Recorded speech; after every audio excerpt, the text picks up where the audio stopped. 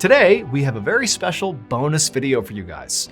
It's a collection of 5 true crime stories, and the first story you'll hear is actually a story I told on a live stream. That's the only place I've ever published the story, so if you missed the live stream, you missed the story until today, because we pulled that story out of the live stream footage, we edited that story, and it's gonna be included in today's video. The other 4 stories are fan favorites and some of the most disturbing cases we've ever covered. Now, even if you've seen one of these 4 other stories before, don't worry, they have been completely re-edited, so it will be like a brand new viewing experience. But before we get into those 5 stories, if you're a fan of the strange, dark, and mysterious delivered in story format, then you've come to the right place because that's all we do, and we upload once a week. So, if that's of interest to you, please offer to fill up the like button's new waterbed, but instead of using water, use quick-drying cement. Also, please subscribe to our channel and turn on all notifications so you don't miss any of our weekly uploads. Okay, let's get into today's stories.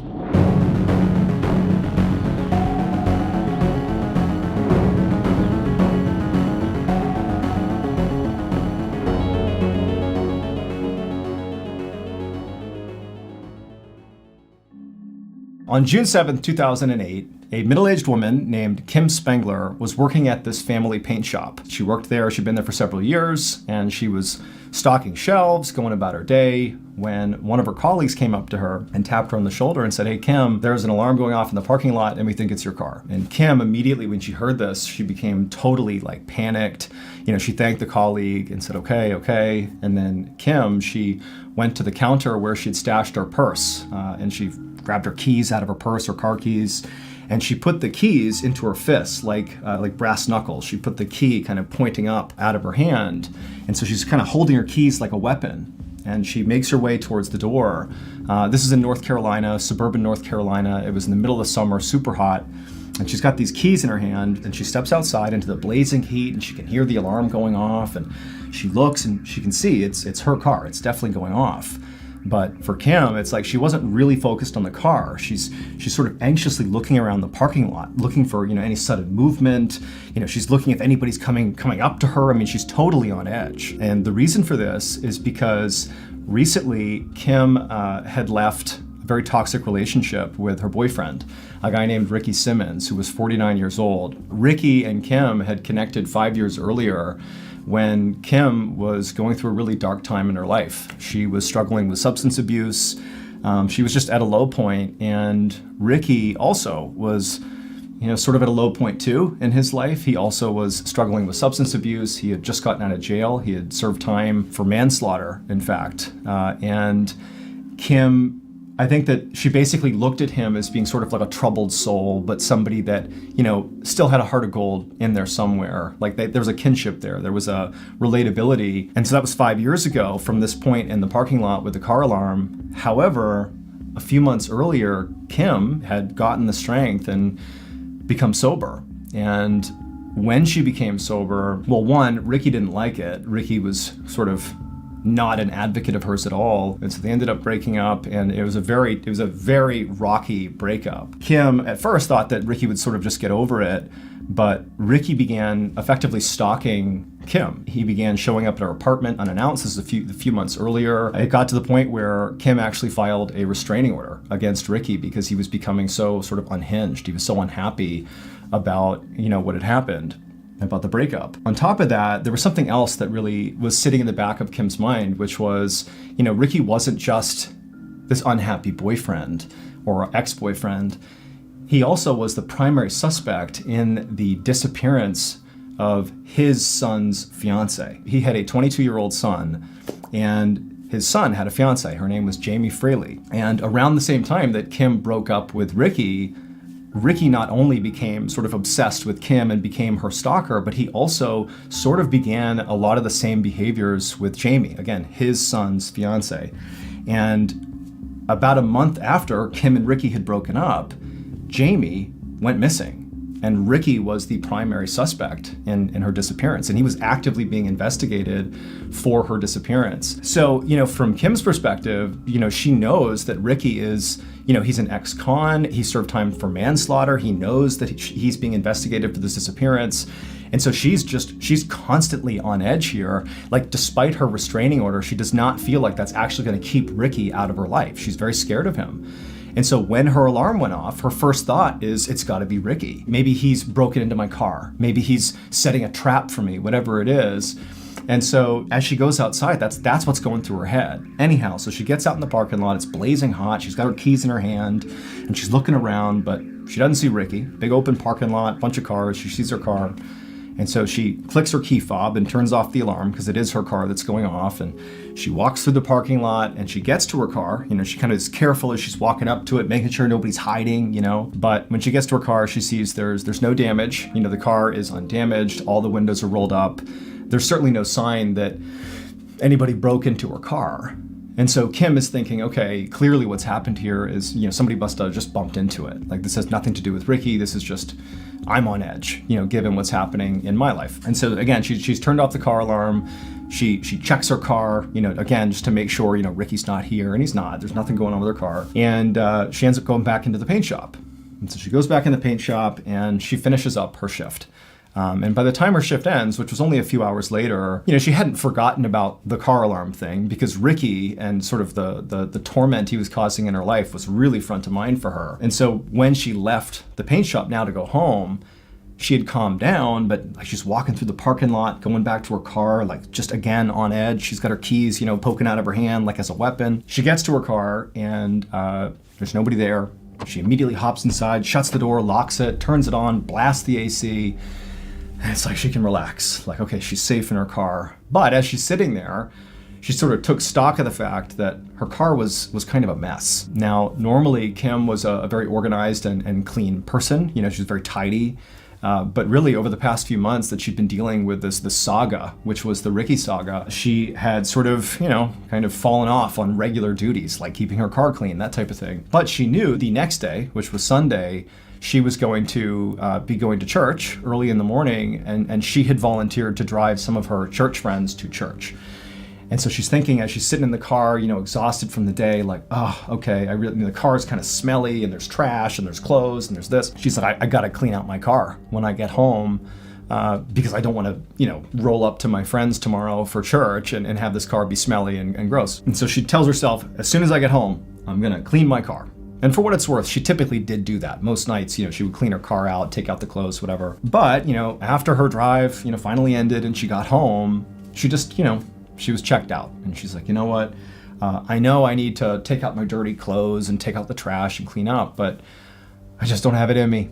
So I'll just get up early tomorrow, I'll clean out my car, and then I'll, go about my day. So she gets out of her car, she goes into her apartment, and she goes to bed. The next morning rolls around, and she gets up, except she sleeps through her alarm. She's late. And when she looks at the clock, she realizes does not have enough time to clean her car. She doesn't really have any time at all. She basically needs to run out of the house, get in her car, and drive and pick up her friends. Otherwise, she's going to be late. She's already late. She sprints out of her house, gets in her car, and right away, she's like, oh my goodness, it's so messy, it smells bad. And she starts driving, and she's taking trash and jamming it into the different compartments, doing her best to kind of make it look a little bit more presentable. She rolled the windows down to get some fresh air. But, she ended up picking up her friends for church. And, as soon as they get in, they're very polite. No one's going to call Kim out. They sort of know she's going through a rough time, but it was pretty obvious. They were kind of grossed out by the condition of her car. And, Kim's very apologetic, I'm so sorry. I'm sorry it smells. I'm sorry it's dirty. I should have taken care of this. Next time I will. And they're like, oh, don't worry about it. And so they end up going to church. And after church, Kim went off on her own and sort of spent the day running errands. And around 6 p.m., she ends up coming back to her house. She's done for the day. She pulls into her parking space, and immediately she's like, okay, I need to clean my car. This is a full day overdue here. I gotta clean my car. And so she starts cleaning her car. She pulls a trash can over. She takes the trash out of the main cabin of the car. She takes out, work stuff and papers. And then once the interior of the car had been straightened up, she went around to the trunk, because in the trunk was her dirty clothes. And so Kim, she goes to the trunk, she opens it up, flips it open, and she freezes when she sees what's in her trunk. So to understand what she found in the trunk, we have to go back 24 hours. So 24 hours earlier, this is back on Saturday, Kim, her car alarm was going off. So it turns out she was right to suspect that potentially Ricky could have been involved with her car alarm, and I'll explain why. Every Saturday for forever, Kim had a very particular routine. Every Saturday, she would go to the gym in the morning, she would change out of her clothes, and she would put her gym clothes in the trunk, put on her work clothes, she'd go to work, and then in the evening, she would get home and take those dirty clothes out and clean them. That was her routine, and it was such a routine that, Ricky was aware of that routine. And so on Saturday, when she's at work, when the car alarm went off, it was Ricky. Ricky had broken into her car. Ricky knew that at the end of the day, she's going to open up that trunk to take her dirty clothes from the gym and bring them inside and do the laundry. But unfortunately for Ricky, Kim didn't do that, right? So Ricky, he breaks into her car and he climbs into her trunk. And in hand is a knife. He's holding a knife. And he closes the trunk on himself, knowing again, based on her routine, that she's going to open that up at the end of the night and he can spring out and attack her. But because of Kim's torment from Ricky and how scatterbrained she was, she didn't empty her trunk that night. And so for 24 hours, Ricky stayed in the trunk with that knife, and he eventually cooked to death. And so when she opened it up, he was dead and decomposing in the trunk, still clutching that knife. In addition to that, unfortunately, Jamie Fraley, so Ricky's son's fiance, her body was never found. She was never found. And police still suspect that Ricky had murdered her, but we don't know what happened to her. But what almost certainly happened is simply because Kim did not open the trunk that night, she saved her own life. Last year, we launched our very first graphic novel, and it went great. I mean, it made the New York Times bestseller list, so thank you all so much for making that happen. But ever since this book came out, we have been hit with so many questions about, hey, when are you gonna do another graphic novel? When's book 2 coming out? Well, I have an announcement to make. Check it out. We are doing a second graphic novel, and this is the official cover art. Here it is. This is Mr. Ballin Presents Where Nightmares Live. It's gonna have another set of 9 heart-stopping, strange, dark, and mysterious stories, and it comes out September 30th. But you can pre-order it right now if you go to book.ballinstudios.com. Also, there's a link right here and in the description below. There are some signed copies available, but they will go quickly. So please head on over to book.ballinstudios.com to pre-order a copy of our newest graphic novel. I know you're gonna love it. Check it out. Your nightmares are waiting.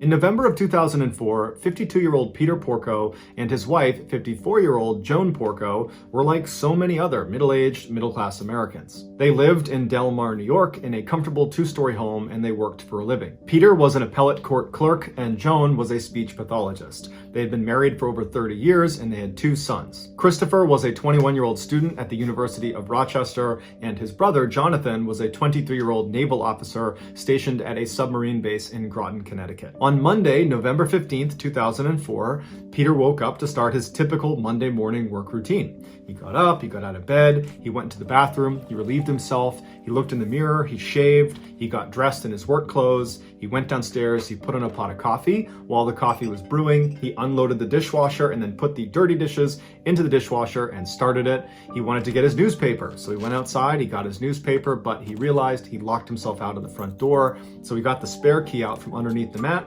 opened the front door, went inside, he sat down, had some coffee, read the newspaper. After a few minutes, he put his coffee cup in the sink, he packed himself a lunch in his lunchbox, and then he headed for the door to head for work. Peter was known as a very reliable employee who was also very punctual and rarely missed work. So when he didn't get to work that Monday morning, the court was a little bit confused. They called him to see if he was okay. He didn't pick up, so they dispatched a court officer to go make sure he was okay. And so the officer arrives at his house. He sees cars in the driveway, the front door shut. He goes up, he knocks on the door, nobody answers. He tries the handle of the front door. He realizes it's open, so he opens the door and he yells out, "Hey, I'm just looking for Peter." And the door hits something on the ground. He pokes his head inside and looks down, and there on the ground, the thing blocking the door, is Peter Porco's body. He's clearly deceased, and he clearly has a massive head wound. The court officer steps outside immediately, calls 911, local police show up, they go inside, and sure enough, Peter is dead. They go upstairs and they find his wife, Joan, in bed, also with a massive head wound, but she was still alive. Joan was rushed to a hospital where she underwent emergency surgery and then was put into a medically induced coma. Meanwhile, the police began their investigation into who could have done this. They quickly discovered that the home's alarm system had been smashed and a phone line, because there still was landlines at the time, had been cut from the outside, and a screen in one of the windows had been slashed that looked like the way someone climbed into the house. However, nothing appeared to have been stolen because police almost immediately found Peter's wallet with money inside of it still sitting in the house, as well as very expensive jewelry that belonged to Joan still sitting in the house. As they continued to search the house, they discovered a fireman's axe that belonged to the Porcos hidden inside of one of the bedroom closets, and it was very clear this was the murder weapon. The Porco sons had been away during this attack. John was on his submarine in Connecticut, and Chris was at the University of Rochester, and in fact, Chris found out about the attack on his parents when he saw a news report, because this story of this innocent, typical-seeming American couple in a quiet suburb getting struck down by some axe-wielding maniac had gone totally viral, and it was all over the news. And so Chris called the police to get more information about his parents' death. Here's the recording. Hi, my name is Chris Porco. I was just called by the Times-Union saying that my parents were found dead this afternoon. I was wondering if you had any information for me. Hey, Chris, whereabouts are you? I'm at school in Rochester, New York. Okay, you're in Rochester? Yes. Okay, and you're hearing from the Times-Union? Yeah, they said my parents were found, I guess, I don't know, they didn't say how or anything. So you will be here probably, you're going to go right to Albany Med? I don't know, I don't even know where my mom is, but... Yeah, she is at Albany Med. Okay, do you know her condition? No, because I haven't talked to her. Let me give you my pager number. As you can tell, Chris is extremely emotional. He's beside himself. He can barely speak. He's so upset about what's happened to his parents. No, actually, he sounds as calm as if he's ordering a pizza, because Chris Porco was actually a psychopath, and he was the one who attacked his parents with the axe. As it turns out, Chris was failing at school and taking out huge loans in his father's name by forging his signature, and his father found out about it. So Mr. and Mrs. Porco write their son a strongly worded email where they tell him this behavior has to stop, and they're very disappointed in him, but they love him and they will help him get back on his feet. Chris responded by driving home in the middle of the night, sneaking into his house, and attacking his parents with an axe. While this case is already disturbing and horrific and tragic, it's what happens to Chris's father after the attack that makes it one of the most brutal cases of all time. After being struck 16 times in the head and laying unconsciously in his bed as his sons snuck out of his house, Peter suddenly sat up and began his morning routine. He got dressed, he went to the bathroom, he shaved, he went downstairs, he made coffee, he did his chores, he went outside to get the newspaper, he got locked out, he got the key from under the mat, went back inside, he packed his own lunch. When he was finally ready to go, he headed for the door and then he collapsed and he died. Due to the severity of Peter's head wound, his brain was basically broken and it was unable to recognize he had been gravely injured. So in his final moments, he believed it was just a typical Monday morning going about his work routine, when in reality, he had a gaping head wound and he was basically dead after the 16th blow to his head. One of the more surprising and heart-wrenching details of this case is that Joan Porco, she did survive the attack, and after she came out of that medically induced coma, she said she forgot all the details of the attack, even though when she was discovered in her bed, she did indicate that Chris, her son, was the attacker. Nonetheless, she got together $250,000 to post Chris's bail, and she allowed him to come stay with her during his trial. And the two attended the trial together, walking into the courthouse hand in hand. Chris was very quickly found guilty of killing his father and attempting to kill his mother, and he was sentenced to 50 years to life in prison. Despite the verdict, Joan Porco still speaks to Christopher over the phone and frequently visits him in prison. It's unclear if she still believes he is innocent.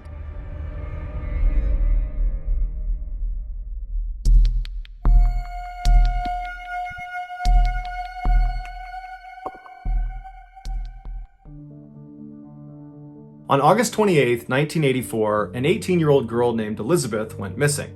On the first day she was gone, her friends and family went out looking for her, but they couldn't find her.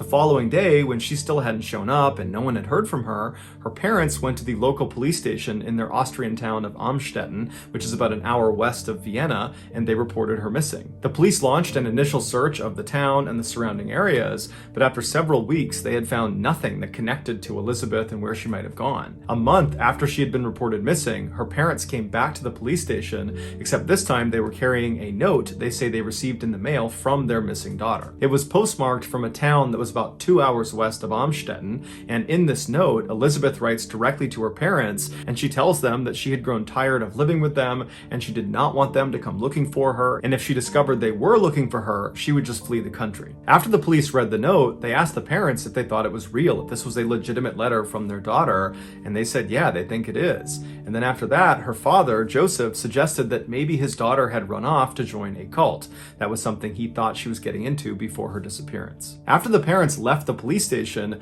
the police began conducting interviews with other family members and friends of Elizabeth to see if it was possible that she might have run off to join a cult. And virtually everyone they spoke to said absolutely not. There is no way she ran off to join a cult. That just wasn't her. She was a quiet, reserved person, and they had never heard her talking about a cult or anything that even resembled a cult. These answers left the police feeling very suspicious of the whole situation, and so they decided to look into the young woman's history to see if there was some other reason she might have run off. In their research, they discovered that Elizabeth was one of 7 siblings that all lived together with their parents, Joseph and Rose Marie. Joseph was a successful electrical engineer and real estate developer who was well liked and respected in town, and Rose Marie had gotten married very young at the age of 17, and she had stayed home to take care of the kids. By all accounts, from the outside looking in, they were a very ordinary family, but as the police began to dig deeper and deeper into their history, they discovered there were some big problems behind closed doors. Despite his friendly outward public appearance, Joseph was actually a ruthless authoritarian when he was home alone with his family. At night, when he came home from work, his wife and his kids would immediately stop whatever they were doing and go silent in hopes they might avoid a beating. The only member of the family that seemed willing to stand up to Joseph was Elizabeth, and she and her father would frequently get into screaming fights, and then as punishment for these fights, Joseph would not only beat his daughter, he would also prevent her from seeing her friends for long periods of time, and he would go through her personal things like her diary. Their toxic relationship finally came to a head when Elizabeth finally ran away from home 2 years prior to her most recent disappearance. She made it all the way to Vienna before authorities caught up to her and brought her back home. Upon learning about this earlier disappearance, the police became convinced that the most recent disappearance was yet another attempt to escape her abusive and controlling father. And so the police decided that this was more of a family affair, and they didn't push the investigation further. A year went by, and neither the police nor her family heard anything from Elizabeth, and so her case was closed. But 24 years later, a seemingly unconnected event broke her case wide open. On April 19, 2008, a 19-year-old named Kirsten was rushed to the hospital in Amstetten. Her skin was so pale it looked almost transparent. She was unconscious and suffering from seizures as well as lung and kidney failure. The doctors were able to stabilize her by putting her into a medically induced coma, but after running a litany of tests, they couldn't figure out what was causing her to have this medical condition, and so they were not able to treat her effectively. They assumed it had to be some sort of genetic condition, so they put her name into the medical database, but nothing came up. Her name wasn't listed. And so this was very perplexing because everybody's name was in this database. And so they took her name and they ran it in other medical databases, and her name didn't show up in any of them. And so totally confused by this girl who seemingly didn't exist, who was exhibiting symptoms of a condition none of the doctors had seen before, the doctors decide they have to speak to the guy she showed up with, an older man who was out in the waiting room. When the doctors approached him, he said he was Kirsten's grandfather, but beyond that, he offered virtually no new information. In fact, he was aggressive and rude and dismissive, and anytime they asked him questions, he would answer as minimally as possible. And when the doctors really fixated on whether or not Kirsten had some underlying medical condition, he would not give them an answer. He would just dismiss it and say he didn't know anything, but it was the doctor's impression that he did know something, he just didn't want to tell them. And this behavior shocked them because they're thinking the information he has could potentially save his granddaughter's life. Why wouldn't he want to give it to us? And so after this disastrous interaction with the grandfather, the doctors decide to get the police involved. There were just too many red flags not to. When the police arrived, they were surprised to find out that this older man in the waiting room was none other than Joseph, the father of the still missing girl, Elizabeth. The police asked Joseph, "What's going on here?" And he tells them that earlier that day, he had opened his front door of his house, and lying on his front step was a girl he had never seen before. It was Kirsten, and there was a note laying on her from his missing daughter, Elizabeth. In the note, Elizabeth writes to Joseph directly and tells him, "This girl here is Kirsten, and she is my daughter, so she's your granddaughter, and she's sick, and I can't take care of her. Can you and Mom take her to the hospital?" While the police had many more questions about this totally bizarre turn of events, they realized that for the time being, they needed to focus their efforts on just getting Elizabeth to contact them, because they needed to know more about Kirsten's medical condition so they could save her life. And so the police went to the media and they put out a message on TV and on radio that was a direct appeal to Elizabeth that basically said, "We need you to come forward as soon as possible and speak to us so we can help save your daughter's life." And all the messages worked, because a week later, Elizabeth, along with her father Joseph, showed up at the hospital where Kirsten was staying. When doctors asked, Joseph did not get into detail about how he actually located Elizabeth. He simply said he found her and now she wants to see her daughter. The doctors noticed that Elizabeth, who was supposed to be in her early 40s, looked like she could easily be in her 60s. Her hair was completely white and her skin was so pale it was almost transparent, just like they had noticed about her daughter's skin. And so after they checked in, Joseph and Elizabeth made their way to Kirsten's room, and the pair went inside, and the doctors that were in there would say that Elizabeth looked terrified. She was hunched over and kind of slouched down, and she wouldn't make eye contact with any of the doctors. And as she was standing there looking at her terribly sick daughter, the doctors began asking her, "Do you know of any underlying health problems your daughter might have that might help us treat her more effectively?" And Elizabeth was so scared she couldn't even talk. And at some point, the questions became too much for her, and she just turned around and walked out into the hall with Joseph. And once they got out into the hall, the police were waiting for them. They had been tipped off as soon as the doctors saw Joseph and Elizabeth come into the hospital. Elizabeth and Joseph were detained and brought to the police station, where they were put in two separate rooms to be interviewed. They first interviewed Elizabeth, and initially, just like in the hospital room, she was totally mute and didn't say anything. And for 5 hours, the police grilled her with questions. Where had she been for the last 24 years? What happened to Kirsten? Did she have something to do with her illness? And they kept reminding her throughout these 5 hours that if she never gave them any information, and God forbid something were to happen to Kirsten, she, Elizabeth, could be held criminally liable. And so eventually Elizabeth, in a very small, meek voice, said, "Okay, I'll tell you the story, but you have to promise me I never have to see my father, Joseph, ever again." When she said this to the police, they could tell she was so scared that they said, "Okay, fine. You never have to see your father again. We'll make sure of it. Now tell us what happened." After that, Elizabeth clutched her hands. She took a deep breath, and then she told them one of the most horrifying stories they had ever heard. A story so disturbing that it would make headlines all around the world for months. It all began 24 years earlier on August 28th, 1984, the day Elizabeth went missing. On that day, she told police she was at her family home in Amstetten when her father asked her to come into the basement to help him with something. Her father, for the last several years, had been constructing a bomb shelter in their basement, and he was now only one door installation away from being done. At the time, in the early 1980s, the Cold War was still very much on, and so building bomb shelters inside of your home was a relatively common thing. So Elizabeth goes down into her basement and she sees her father standing in front of this empty frame where this door is going to go that leads into the shelter. And so she walks over and steps through the frame into the shelter. She turns around and her father hands her this door, and she holds it in the middle of the frame while he secures it to the hinges. And then once it's securely in place, suddenly he swings open the door, knocking Elizabeth backwards farther into the shelter. And before she could stand back up again, her father had run inside and pushed an ether-soaked towel onto her face, knocking her unconscious. When she came to again, she found herself chained up in the very back room of the shelter. It would turn out this bomb shelter that Joseph had spent 6 years constructing was not actually a bomb shelter. It was a prison he was building specifically for Elizabeth. To get into this shelter, you would have to go down the steps into the basement, which looked like a typical unfinished basement. And then on the far wall, you would see these shelves that had things like paint cans and screwdrivers and other tools you would expect to find in a basement. But if you walked over over to the left side of the shelving, there was a lock on the back of it that if you undid it, the shelf itself would swing out like a door, and then behind it on the wall would reveal a 3-foot tall secret door. This secret door was also locked, but not by a key lock. Instead, it was locked by a keypad lock that only Joseph had the code to. And since Joseph was an electrical engineer, he took great care in ensuring this lock never could be tampered with or destroyed. That thing was going to stay locked unless he unlocked it. When Joseph entered his code into the keypad, he could open that secret door and it would reveal this secret underground prison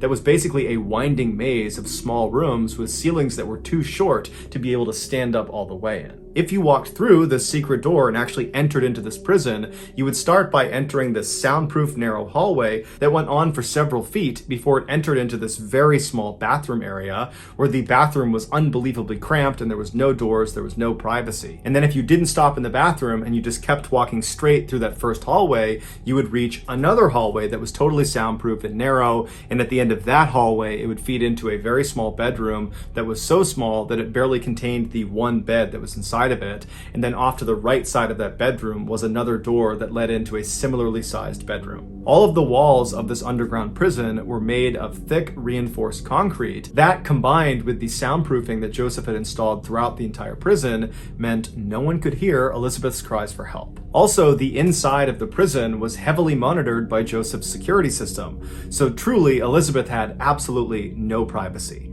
She was completely trapped, and the only way she was getting out was if her father freed her. For the first 5 years of her imprisonment, she remained in that dungeon all alone. Her only connection to the outside world was her father, who would come down almost every night to drop off basic supplies and to assault her. As far as Joseph's wife and his other kids knew, he was just spending all this time in the basement because that's where he worked when he was not at the office. In 1988, Elizabeth became pregnant with her father's child. She was terrified of the pregnancy and begged Joseph to at least allow her to deliver the child in a hospital. But he refused. He wasn't willing to potentially expose himself for what he was doing, and so he gave her a book about childbirth, and he gave her a pair of scissors to cut the umbilical cord, and he said, "Good luck." And so on August 30th, Elizabeth delivered her daughter, Kirsten, alone in that basement. Following the birth of Kirsten, Elizabeth would deliver 6 more of her father's children, all the same way she delivered Kirsten, alone and in the basement. In 1996, one of Elizabeth's newborn babies, Michael, was born with respiratory issues, and so Elizabeth pleaded with Joseph to take the baby to the hospital to get help, but Joseph refused. He was worried he would be exposed. And so 3 days after his birth, the baby died in Elizabeth's arms. And after the baby died, Joseph just took the body, threw it in a stove, and incinerated it like it was nothing. In the late 90s, the 6 living children down in the basement were getting bigger and noisier, and so Joseph came up with a plan in order to reduce the chances of them being discovered. And so one day, Joseph went downstairs into the basement, and he took one of Elizabeth's youngest children away from her. And then he threatened her and the rest of the kids down there that if they tried to fight back or if they ever tried to escape, he would seal off the basement and he would gas them to death. Previously, Joseph had punished the entire family by turning off their power and cutting off their food and water supply for multiple days at a time, so they knew he was willing and able to hurt them if he wanted to. And so when he took this young child away from Elizabeth, they didn't put up a fight and the baby disappeared upstairs. And when Joseph's wife, Rosemary, came home, he put on this elaborate charade about how he had discovered this baby on the front step and that there was a note attached to the baby and it was from Elizabeth, their missing daughter, and this child was apparently Elizabeth's and she couldn't take care of it and she was leaving it here for he and Rosemary to raise it as their own. And Joseph had actually made Elizabeth write out this note and sign it to add credibility to the story. And so when Elizabeth's mother, Rosemary, saw this note and heard Joseph's story, she believed it. Over the next several years, Joseph would steal 2 more of Elizabeth's young children and then stage having found them on his front step with a note from Elizabeth. And with each discovered child, Rosemary amazingly never asked any questions. She just took these kids in and she and Joseph raised them as their own. Eventually, when these 3 kids got old enough, Joseph would tell them that their real mother, Elizabeth, was a lowlife and she had abandoned them and she didn't care about them, when in reality, their mother and their other 3 siblings they didn't know existed existed were locked up in the basement below their feet. Initially, investigators believed all of these children Joseph had with Elizabeth were all mistakes, but it would turn out that was not the case. Joseph would admit that the reason he initially imprisoned Elizabeth was because he wanted to completely control her. He wanted to own her. And so he decided that if he could just impregnate her as many times as possible and make her have all these kids, even if she eventually got out of the prison, no man would want her. She had too many kids, and so she would remain his property. And so over the entire time Elizabeth was imprisoned, over 2 decades, the nightly assaults by her father never slowed down. They happened thousands of times. But despite the horrific and tragic circumstances surrounding each of her children's births, she loved her children unconditionally and would spend all of her time doing her best to educate them and care for them. The 3 children that remained with her, that were not taken by Joseph, she taught them how to read and how to write. And when Joseph had given them a TV and a radio to keep down there, she would use those 2 items to try to teach her kids about the outside world, and she would promise them that someday they would get to experience it for real. Finally, in 2008, so 24 years after Elizabeth had originally been captured by her father, her oldest daughter, Kirsten, becomes extremely sick, and Elizabeth convinces Joseph to bring her to the hospital. And 1 week later, Joseph's heinous crimes were revealed to the world. Once police found out about the secret prison, they rushed to the house and they went downstairs and they used the codes and instructions that Joseph had given them, and they went inside and they freed the last 2 remaining children that were still there. When they brought them to the hospital, the youngest of these 2 kids, who was 5 years old, he didn't speak the entire time. He just pressed his face up against the glass of the car window and he stared out in utter amazement, because to that point in his life, he had never actually seen the world. After those 2 kids were brought to the hospital, they were reunited with the other 3 siblings that had been taken away from them years ago to live upstairs with Joseph and Rosemary. And apparently the reunion was very emotional and the kids were extremely happy to see each other. And then a couple days later, Kirsten would come out of her coma and she too would have a chance to be reunited with all of her siblings. Kirsten would ultimately make a full recovery. It would turn out she was suffering from a severe vitamin D deficiency. And vitamin D you primarily get from the sun, and in her 19 years of life, she had never been in the sun. As soon as the story broke about this family being trapped inside of this basement, everybody had the same question. How could Elizabeth's mother, Rosemary, not know what was going on in her basement? But the police had the same suspicions about Rosemary, and they investigated her and they ruled her out. And they said she's not at fault here, she's a victim too. She had been so badly abused by Joseph that she lived in fear of him. And so when he forbade her from ever going anywhere near the basement, she listened.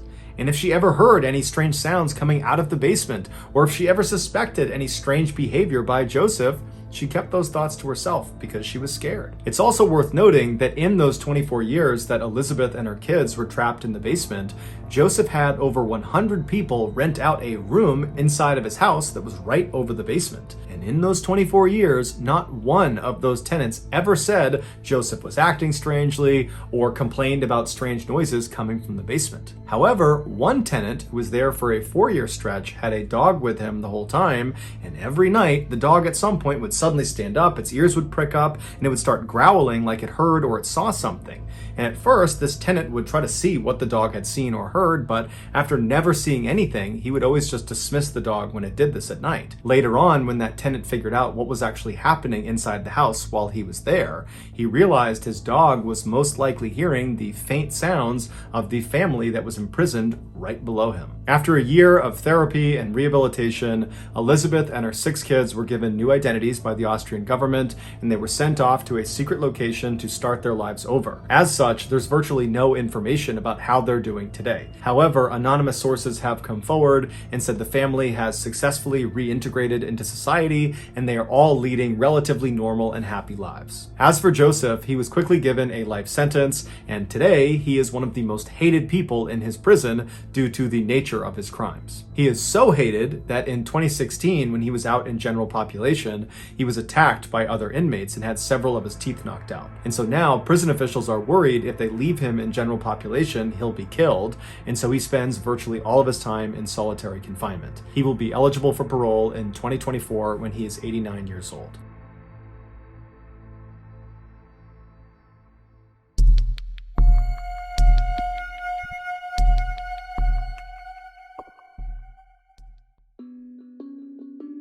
Robert Picton was born in 1949 in Port Coquitlam in British Columbia, which is about 15 miles to the east of Vancouver. He, along with his brother and sister, were raised by their parents on a big pig farm. In the 1970s, their parents passed away, and so the property was handed down to them. Robert and his brother took over the daily operations of the farm, and their sister decided to just move away. Over the next couple of decades, Robert and his brother attempted to run the pig farm, but pretty quickly they stopped taking care of it, and it fell into decline. Neighbors and visitors recalled seeing the pigs that were still there free roaming the property. And as for the brothers, it appeared they had just stopped bathing, and despite walking all day in mud and pig feces, it seemed like they never took off their boots when they went inside. One of the few farm workers that stayed with the Pictons through the farm's decline was a guy by the name of Bill Hiscox, and he said the farm was a really creepy place. And he also said Robert was a really creepy guy that was prone to just totally bizarre behavior, even though he didn't smoke or drink or use any substances. Eventually, the Picton brothers realized they were not cut out to run the pig farm like their family had for generations before them, and they decided their best move was just to sell portions of their land. But neither of them could have guessed just how much their land was worth. From 1994 to 1995, they managed to sell off almost all of their property to an urban developer for over $5 million. And so suddenly, these filthy, failed pig farmers had become millionaires, and neither of them knew what to do with the money. After a year of just sitting on the money and not doing much with it, they decided they wanted to do some good with their money. And so they established an official charity in 1996 called the Piggy Palace Good Times Society. Their charity's purpose, at least on paper, was to help raise money for various organizations that they deemed worthy by running events like dances and shows. And while that might have been their original intention for this charity, what it ultimately became was a guise to host these wild drug and alcohol-fueled parties inside of their slaughterhouse, which, even though it wasn't being used anymore because they were no longer really doing any pig farming, it still conspicuously had big hooks coming down from the ceiling and bloodstains all over the ground underneath them. These Piggy Palace parties became infamous in Coquitlam, drawing crowds of up to 2,000 people, predominantly bikers, drug addicts, and prostitutes from the poverty-stricken downtown east side of Vancouver. Robert had become familiar with that part of Vancouver because he used to go through there all the time to dispose of animal waste products at their rendering plant. Once the Piggy Palace charity was in full swing, Robert started going back into that neighborhood where he would cruise down the 10-block strip called the Low Track and would attempt to recruit people to come to his parties. Most of the people he recruited were down on their luck women who only agreed to go because he was offering them food and money and drugs and alcohol. At the same time Robert was running this recruiting campaign, women from the downtown east side began disappearing in droves. These disappearances were noticed by the men and women in the downtown east side, but they didn't report them because they had a general distrust of the police and of authority figures in general. But as more and more and more women disappeared from the downtown east side, rumors of a serial killer operating in that area started to circulate. Residents began only going outside if they could walk around in a big group of people, and everybody was just totally on edge, keeping careful lookout for anything odd about the neighborhood, people that shouldn't be there, cars that shouldn't be there. But despite this heightened security, women continued to go missing at a rapid rate, and nobody knew why. When the police were finally contacted about all these missing women, their response was lacking, to say the least. Since there were no bodies of these missing women, the police said it was reasonable to assume that the women were to blame, that their lifestyles must have caught up with them and they either ran off somewhere or perhaps they overdosed somewhere and their bodies just haven't been found yet. Despite residents of the downtown east side saying, no, this is different, there's something wrong here, the police basically said, we're not getting involved. When the newspapers found out about this totally apathetic response from the police, they criticized them for intentionally deprioritizing these missing women because the majority of them were drug addicts and prostitutes, and so therefore weren't worthy of a full investigation. The police rejected this claim. On the evening of March 22nd, 1997, so 1 year after the Piggy Palace had been stood up and they started throwing all these parties, and 1 year after dozens of women have gone missing from the downtown east side, the Pictons' neighbor heard a frantic knock on their front door. They ran over, they opened it up, and what they saw was this woman who was hunched over with one hand on her bleeding stomach, and dangling from her wrist was a handcuff. The neighbor was obviously shocked at what they were seeing, but they quickly ushered the woman in and they called her an ambulance. The woman was rushed to the hospital where she immediately was put into emergency surgery. Afterwards, while she was in recovery, she told her nurses that her name was Wendy and she had been at one of those Piggy Palace parties, and one of the owners of the farm, Robert Picton, had tried to put a handcuff on her, and when he did, she fought back. He drew a knife, he stabbed her in the stomach, she was able to get the knife back, she stabbed him in the face before turning and running out the door and making it to the neighbor's house. Right after she told this story, Robert Picton actually showed up at the exact same hospital with a serious laceration on his face that was consistent with being stabbed. The medical staff had already called the police, who showed up minutes later, and when they went inside, they searched Robert and they found in one of his pockets a handcuff key. And that handcuff key opened the handcuff that was still on Wendy's wrist. And so when the police saw that, they arrested Robert on attempted murder. While Robert was in custody, he explained to officers that Wendy was lying. She was a drug addict and she had come to one of their Piggy Palace parties and he had caught her trying to rob them. He had confronted her, she drew a knife, and that's when a struggle ensued and both of them got stabbed. And Robert said he was just lucky to be alive. The police believed him and dropped all of his charges and let him go. When Robert got back to the farm, Bill Hiscox, the one worker who still worked for the Pictons, he grew very suspicious of Robert. He had read all about the missing women from the downtown east side, and he knew Robert regularly went over there to pick up women and brought them back to his parties. And Bill just always had that gut feeling that something was off about Robert. And so he sat on this gut feeling for a couple of months until finally he decided he had to tell someone. And so he called the Crime Stoppers tip line and he told them that he thought Robert had actually attacked Wendy, not the other way around, and that actually Robert was most likely behind some or all of these missing women from the downtown east side. Bill also said that a recent female party guest at the farm had seen a pile of women's clothing inside of Robert's trailer, along with at least 10 purses and women's ID cards. The police followed up with Lisa to confirm what she saw, but she was scared of Robert and said she wasn't going to cooperate. And so the police, without this testimony, were unable to secure a search warrant to investigate this further, and so they kind of just forgot about it and moved on to other cases. Over the next few years, the Pictons continued to throw these huge Piggy Palace parties until the city finally shut them down, and dozens more women disappeared from the downtown east side without a significant police investigation, despite the fact that Bill was calling them all the time to say he believed Robert Picton was behind all of these disappearances, but they weren't taking him seriously. Finally, in 2002, a former employee of the Picton farm came forward to police and said that he personally had seen illegal weapons inside of Robert's trailer. And this was enough information for the police to get a search warrant and raid the pig farm. And in February of that year, they did just that. And they found inside of Robert's trailer the illegal guns, as well as several items directly connected to some of the missing women from the downtown east side. Robert was arrested, but let out on bail. He was put under surveillance and told he could not go back to the farm until they were done conducting a more thorough search. And during that more thorough search, they found blood from one of the missing women inside of Robert's trailer. And so Robert was rearrested and charged with murder. While he was being held in jail, he shared his cell with another man who he believed was just another detainee. But he wasn't a detainee, he was actually an undercover police officer, and their entire interaction was being recorded. And on this recording, Robert makes a few shocking statements. What do you got? You know what I'm saying? Yeah. You got, I know what's up. You got a missing person. We better fucking cut him in then. I thought the best way to dispose of something was take it in the ocean. It ain't like that.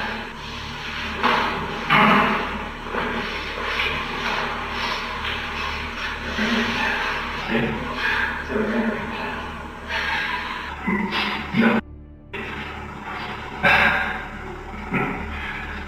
That's good. Pretty good. Okay?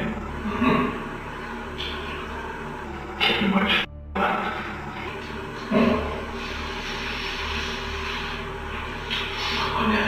Can't stop it. You stop me. I was only one more. Maybe 50. That's what I was stopping you for. Feel the switches up with antifreeze, and you inject yourself, and you're dead better than 10 minutes. That was just a one more. They should even bigger than the ladies, bigger than the ones in the States. Yeah. Oh yeah. His lady looked pretty. She was As Robert admits in this video, he killed 49 people, who would turn out to be the majority of the missing women from the downtown east side. After a lengthy investigation, it was determined Robert's killing spree began in 1991, but it really kicked up a notch in 1996 when he and his brother started Piggy Palace, because he was able to use their huge parties to lure more victims to his farm faster. And once they were at his farm, he would lure them into his trailer, where he would handcuff them, tell them it's over now, and he would inject antifreeze into them, or he would strangle them to death. Afterwards, he would move the victim's body to the slaughterhouse, where he would butcher them like a pig. A large portion of his victims' remains would be fed to his pigs, and the parts he didn't feed to his pigs, he would bring to the rendering plant in the downtown east side, which is not far from where the victim was most likely picked up. A rendering plant takes animal waste products, crushes them up, and turns them into a gelatin. This gelatin is used in many everyday products, from candy to cosmetics, which means Robert's victims wound up in things like lipstick and gummy bears. Also, sometimes while Robert was going through this horrific disposal process, he would set aside some of the best cuts of meat and grind them up with pork and turn them into sausage. This sausage was served at Piggy Palace parties. It was also given to neighbors and food banks and orphanages. After sifting through 300,000 cubic meters of soil and pig feces underneath the Picton farm, investigators were only ever able to find little bits of remains of 26 women. Robert was charged with all 26 murders, but only 6 turned into convictions due to a lack of evidence. His brother and sister were never charged in connection with the crimes.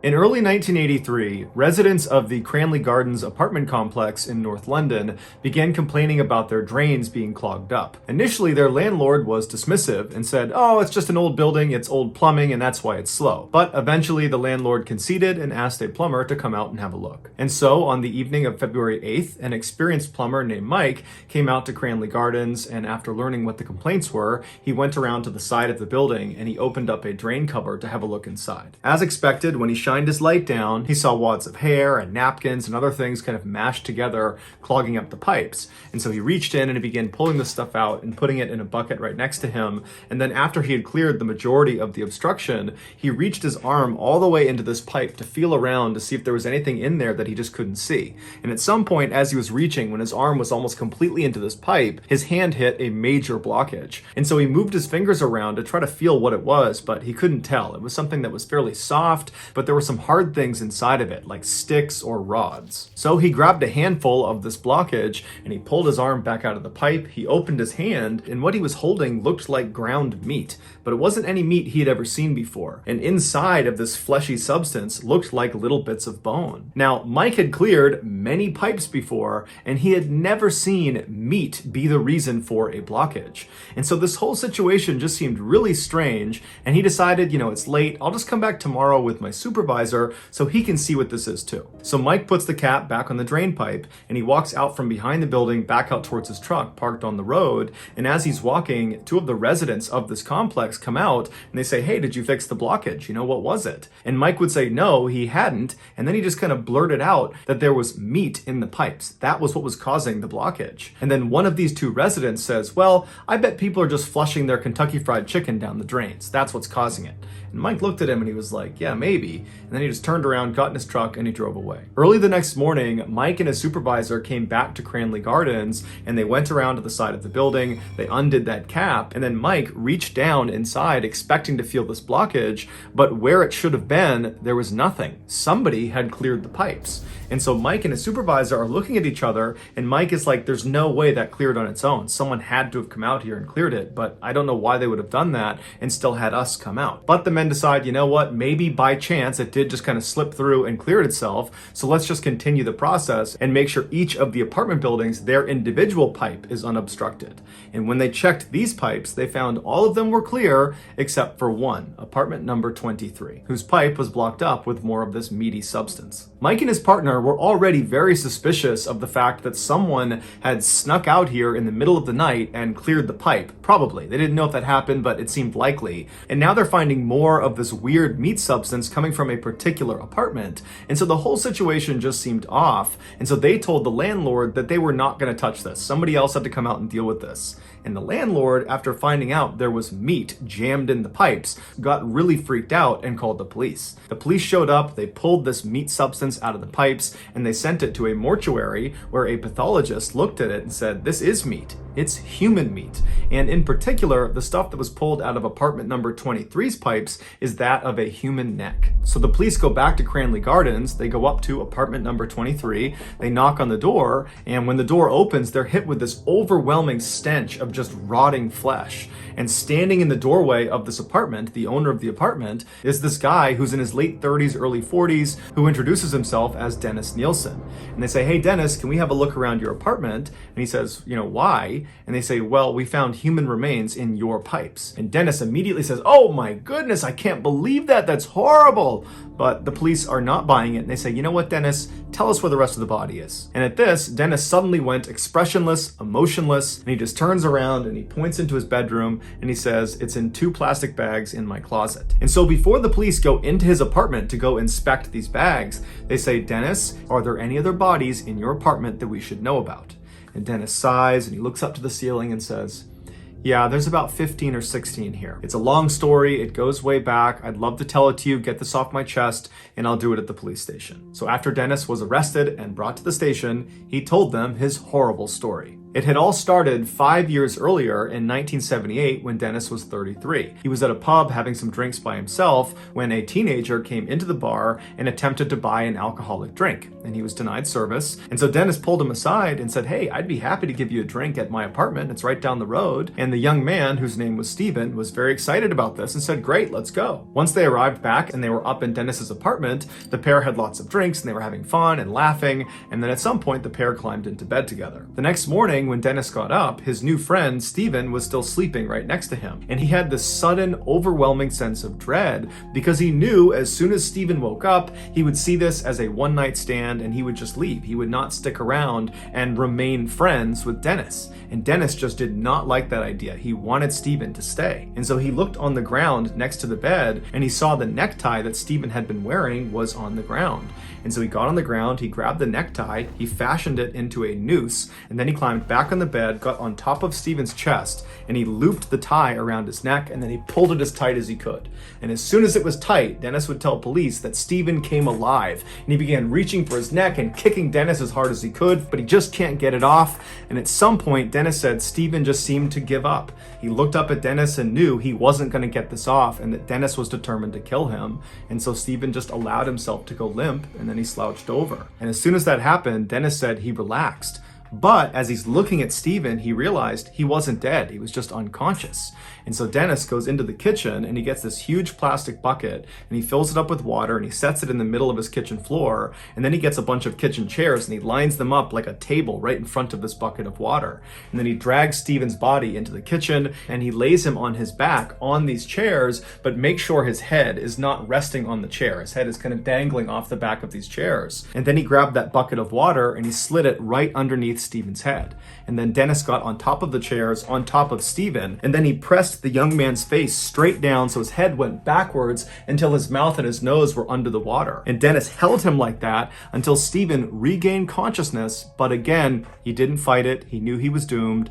And after several minutes, the bubbles stopped coming to the surface and Steven was dead. Dennis pulled his victim off of the chairs, he brought him into the living room and he sat him on a chair. And then Dennis went into the kitchen and he made himself a cup of coffee and he smoked some cigarettes. And then he just stood in the doorway and looked at Steven's body. And he would tell police it was a very bizarre experience because Steven still looked like he was alive. In fact, Dennis would try talking to him as if he was going to talk back, but obviously he didn't. And at some point, Dennis realized, the life he had before he killed Steven was now over. He had a new life and he didn't really know how to handle it.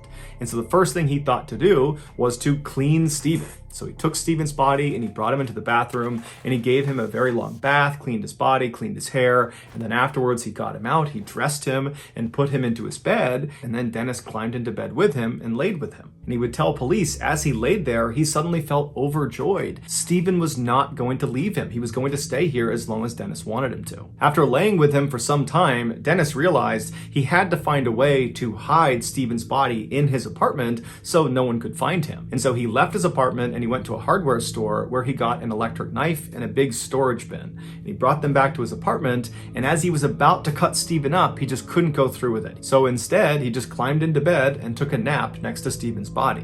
When he got up again, he moved Stephen's body onto the ground in his living room and covered him with a blanket. And then he went and made dinner and then sat in his chair in the living room right next to this body on the ground and watched TV for a while. When he was done watching TV and eating, he looked at the body on the floor and realized, he really hadn't made any progress in terms of hiding him somewhere in his apartment. And that's when he remembered he had a loose floorboard in his apartment. And so he went over to the loose floorboard, he pulled it up, and he saw there was a space under the floors. And so he pulled a couple more boards up, and then he grabbed Stephen's body and he attempted to force him down into this space. But by now, Stephen's body had begun to stiffen up from rigor mortis. Specifically, his arms were outstretched like a Y over his head.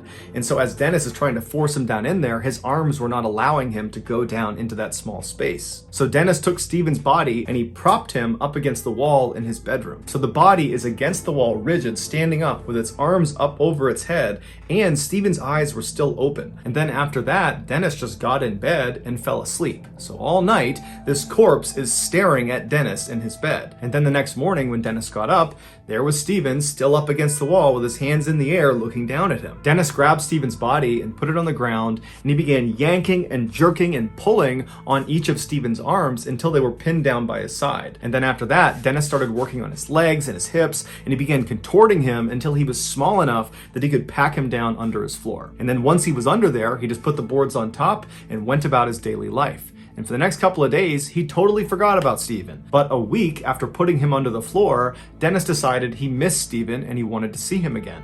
And so one night he opened up the floorboards, he looked down, and there was Stephen, and Dennis would say it looked like he was dirty. So he pulled him out of the floor and he gave him another bath. And then after he had cleaned Stephen, he pulled him out of the water, he dried him off, and he put him in the chair. And then Dennis took a bath himself in the same water he had just used to clean Stephen. After a long soak in this tub, Dennis finally got out, he toweled himself off, he redressed Stephen, and then he forced him back onto the floorboards and covered him up again. And he would remain there for the next 7 months until Dennis finally decided to dispose of him by burning him in a bonfire outside of their apartment building.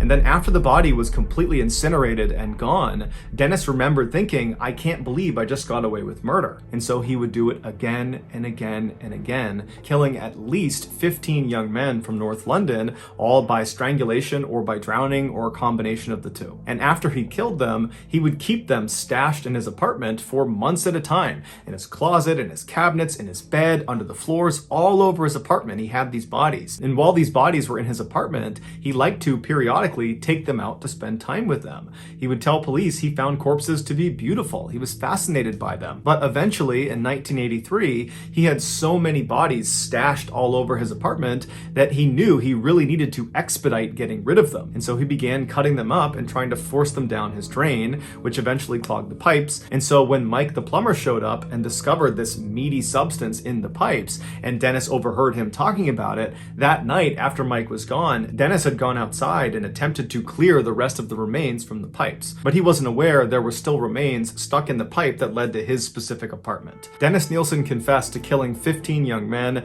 and attempting to kill at least 7 others, and he was sentenced to life in prison. Dennis never showed any remorse, nor did he show any desire to want to be free again. He actually said he deserved to be in jail for what he did. In 2018, Dennis Nielsen would die in prison at the age of 72.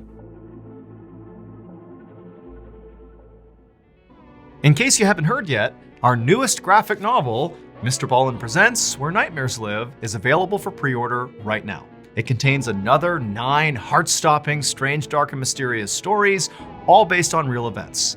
This was a passion project. It took a lot of time, a lot of people involved, from the artwork to the storytelling. I mean, this is a beautiful piece to add to your collection, so you gotta check it out. The book comes out on September 30th, but again, you can pre-order your copy at book.ballinstudios.com, or you can click the link in the description below. There are a limited number of hand-signed copies available, but those are gonna sell out very quickly. So please pre-order today, because remember, your nightmares are waiting.